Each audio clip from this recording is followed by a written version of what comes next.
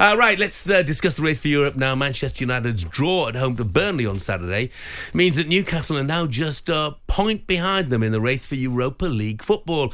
United manager Erik ten Hag, though, believes the fans should be happy with the way their team are playing, at least. I think we are one of the most dynamic and entertaining teams in the league in this moment, by creating loads of chances, by playing good football. Yeah, we concede also. We have to learn from it, because it was unnecessary to lose the control. One of the most dynamic, entertaining teams in the league, Ray, would you agree? Not really. I think most Manchester United fans will be going, well, wait a minute, what games have you been watching? Because they can play better. They've got good players, but it just hasn't clicked. You know, certain players have not been on form during the season. They've struggled a little bit. It's going to be interesting to see how they finish the season. They'll be disappointed at the weekend, you know, dropping another 2 points against Burnley. Credit to Burnley getting that point. They've still got to play Newcastle. That's going to be the game. They've got Arsenal. They've got a couple of big games now. Yeah. Arsenal at home, Newcastle at home. Palace away. Palace away. They've really picked up, and Selhurst Park is a really tough place to play. You expect them. I think Brighton they've gone Brighton a little bit. So, you know, that's the last game of the season. But you look at Newcastle, away to Burnley. They play Brighton at home. You expect them to get all 3 points there. Then they go to Manchester United, and Brentford away. So it's going to be interesting to see what happens. But, you know, Chelsea will be kicking now. They wanted a good end to their season. They've got Spurs next at home, West Ham at home, Forest away, Brighton away, and Bournemouth at home. So they've still got fixtures as well.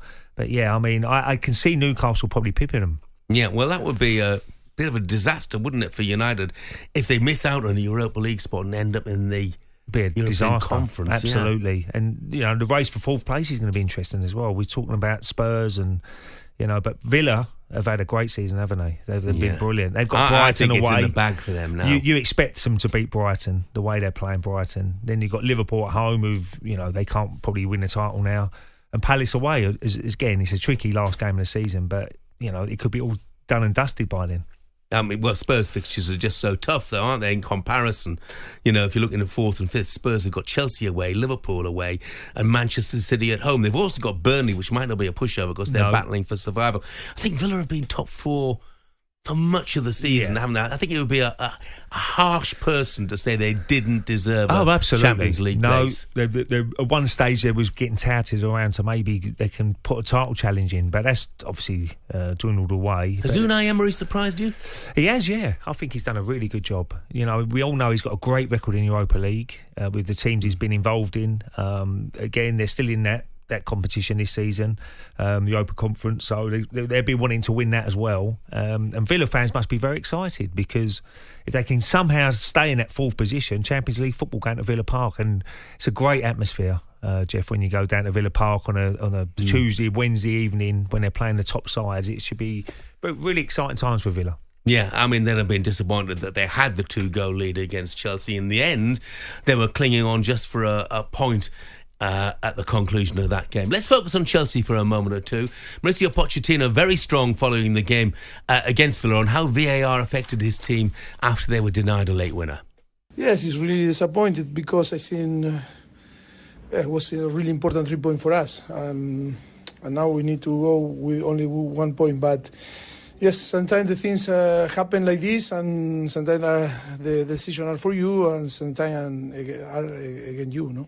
How important was it after last week for them to show that sort of character? So important, so proud, so happy in the way that the team today show the capacity, you know, to really believe. And then, again, we concede the first and the second, and it was a tough moment in the halftime, but I think, yes, we showed that we have character, and when we won, we can deliver the job. Don't think there's any question now, is there, Ray, that Chelsea need to stick with Mauricio Pochettino? Oh, yeah, because absolutely. It's properly coming together. Absolutely. I think it's going to be really, you know, Chelsea fans will be hoping they can end the season well, but it's a young squad of players, and they can really improve next season. But Chelsea will be back, because, you know, they have got good players, but you've got to stick with managers. You can't keep sacking managers, and Pochettino, his record isn't great. He hasn't won a lot of trophies, but I think he's trying to get everybody and get that right team ethic team spirit in there and try and improve them. But second half was very good against Villa.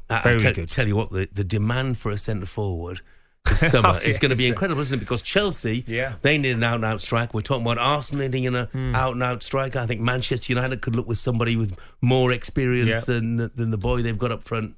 Now, it's going to be an absolute scramble. The problem is who's out there, and I'm sure the agents will be rubbing their hands together. Well, I think Ivan Toney might be rubbing his hands together. Oh, yeah, absolutely. Yeah. It'd be interesting to see what happens with Ivan Toney, what sort of club he goes to. Where do you think he'd be best suited?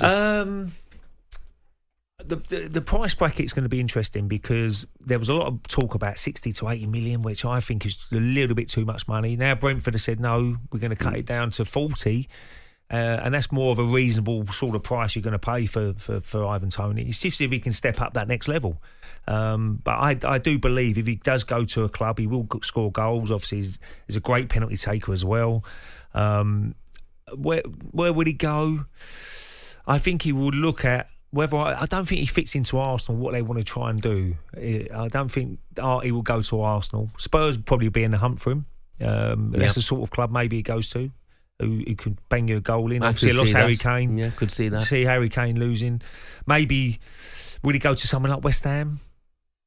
Who needs Antonio maybe leave. Bowen's a little bit more of a wide player, isn't he? And they might need a striker as well. So be interesting where he goes, but I'm sure there'd be lots of demand, and he will pick the club he wants to go to. Yeah, I think Spurs is a good shout.